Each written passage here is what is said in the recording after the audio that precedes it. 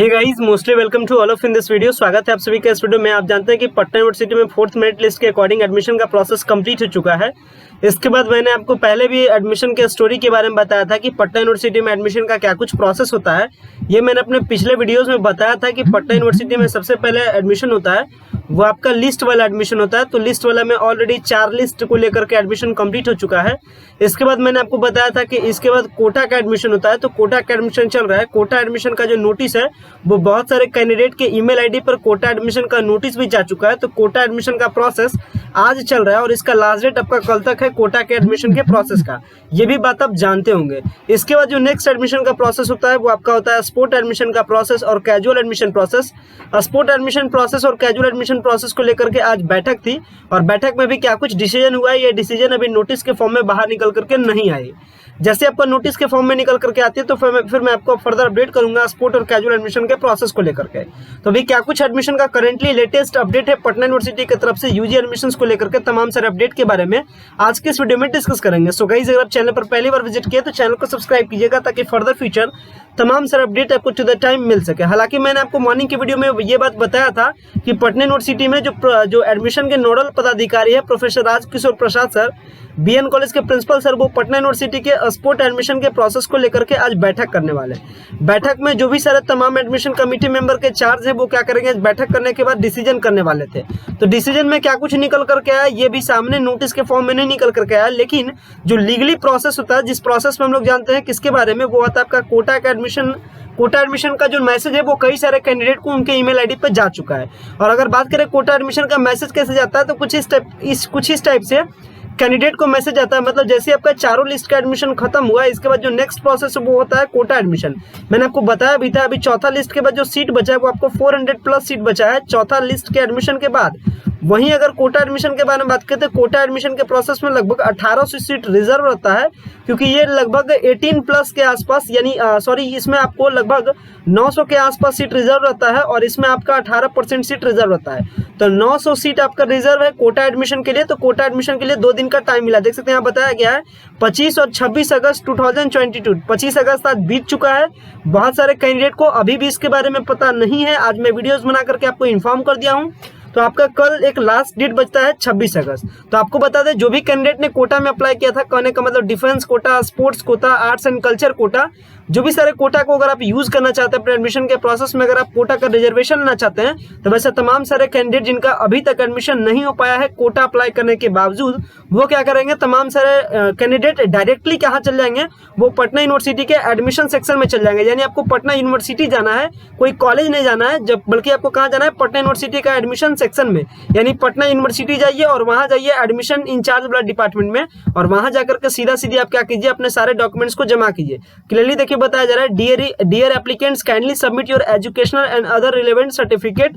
यानी जो भी सारे कैंडिडेट को अगर एडमिशन लेना रहे कोटा एडमिशन में, तो वो क्या करेंगे, अपने सारे डॉक्यूमेंट के साथ साथ में वो क्या करेंगे, पीयू में जो अप्लाई किए थे वो रिसीविंग, साथ में क्या करेंगे कि वो ले जाएंगे अपना जो इनका कोटा का जो सर्टिफिकेट रहे, लाइक आपका डिफेंस कोटा या फिर आपका खेलकूद का कोटा, जो भी कोटा का आपके पास रेलेवेंट पेपर है, वो पेपर या सर्टिफिकेट को ले जाइए और सबमिट कर देना है 25 और 26 अगस्त को। इसके बाद आप अगर सबमिट कर देते हैं तो आपका कंसिडर्ड किया जाएगा एडमिशन का 22 और 25 के सेशन में। तो जो भी सारे कैंडिडेट को कोटा एडमिशन में कोटा लेना रहे, वो सारे कैंडिडेट अपने डॉक्यूमेंट्स और कोटा का पेपर ले जाकर के जमा करेंगे पटना यूनिवर्सिटी के एडमिशन सेक्शन में, और इसके बाद फिर आपका एडमिशन क्या हो जाएगा, कंप्लीट हो जाएगा। अगर इसके प्रोसेस के बारे में बात करें तो 25-26 को आपको डेट मिलता है जमा करने का। जमा करने के बाद फिर एक मेरिट लिस्ट बनता है। मेरिट लिस्ट बनने के बाद जो भी सारे कैंडिडेट का अलॉटमेंट रहेगा वो लॉगिन करके अपना पेमेंट करेंगे और अपना एडमिशन को क्या करेंगे, कंफर्म करेंगे। जिस भी कॉलेज में अलॉटमेंट जाएगा फिर वो कॉलेज में जाकर के क्या करेंगे, अपना अलॉटमेंट लेकर के एडमिशन को कंफर्म करेंगे। तो ये प्रोसेस होता है कोटा एडमिशन का। तो कोटा एडमिशन आज और कल है, ये 100% कंफर्म हो चुका है। जो कि आपका स्पोर्ट एडमिशन का प्रोसेस है वो ना आज होने वाला था ना कल होने वाला है, कल 26 है। इसके बाद आगे जो डेट आता है 27, इसके बाद 28, क्योंकि 27 आपका हो जाएगा सैटरडे, फिर आपका हो जाएगा संडे। तो उम्मीद इसीलिए मैं आपको बता रहा था कि मंडे से आपका प्रोसेस होगा स्टार्ट, क्योंकि जो कोटा का एडमिशन उसके लिए ऑलरेडी 2 दिन का टाइम लिया गया है, 25 और 26। बात की जाए स्पोर्ट एडमिशन प्रोसेस के बारे में, जिसके बारे में हर एक कैंडिडेट को अक्सर इंतजार है इस एडमिशन के प्रोसेस के बारे में, तो आपको बता दें 400 प्लस आपका सीट बचता है चौथा लिस्ट से। उम्मीद है कि कोटा एडमिशन करने के बाद यहां से भी सीट बचेगा समथिंग आपको 500 के आसपास, यानी कर सकते हैं फिर से आपका स्पोर्ट एडमिशन के प्रोसेस के लिए समथिंग आपको 900 के आसपास आपका सीट बच जाएगा। आपको मैं क्लियरली बता देता हूं जो भी सारे एक्सपेक्टेशंस होने वाले ये पहले ही मैं आपको इन्फॉर्म करता हूं। कोटा एडमिशन के बाद जो नेक्स्ट प्रोसेस होता है वो आपका होता है स्पोर्ट एडमिशन या कैजुअल एडमिशन का प्रोसेस, लेकिन वो प्रोसेस ऑनलाइन होगा ये ऑफलाइन, वो डिपेंड करता है सीट पे। अगर सीट फिर से 1000 के आसपास सीट बच जाएगा, जैसे अभी मैंने आपको सिचुएशन बताया कि समथिंग आपको 900 प्लस सीट बचेगा स्पोर्ट और कैजुअल एडमिशन के प्रोसेस के लिए, तो ये जो प्रोसेस होगा वो ऑनलाइन हो जाएगा।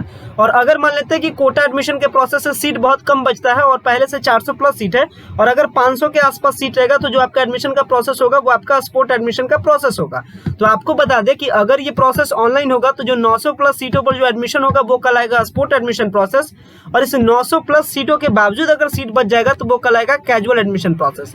तो अभी यहाँ से अभी भी 3 स्टेप है, यानी एडमिशन में भी 3 स्टेज और है। पहला स्टेज आपका कोटा एडमिशन जो कि चल रहा है, इसके बाद आपका स्पोर्ट एडमिशन, इसके बाद कैजुअल एडमिशन प्रोसेस।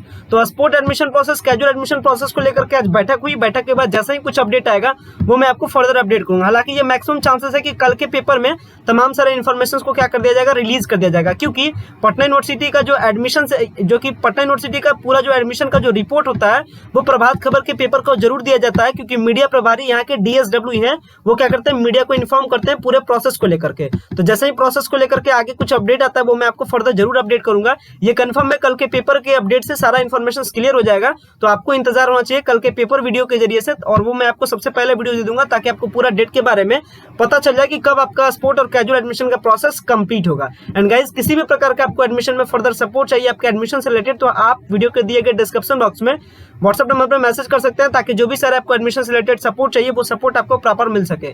गाइस, आशा करते हैं ये sport, casual admission, quota admission, ये सारे जो कंफ्यूजन है ये जरूर आपके क्लियर हो गए। एक्सपेक्टेड डेट्स के बारे में भी आपको सिचुएशन से आप समझ रहे होंगे कि आपका एक्सपेक्टेड स्पोर्ट एडमिशन का प्रोसेस कब होगा।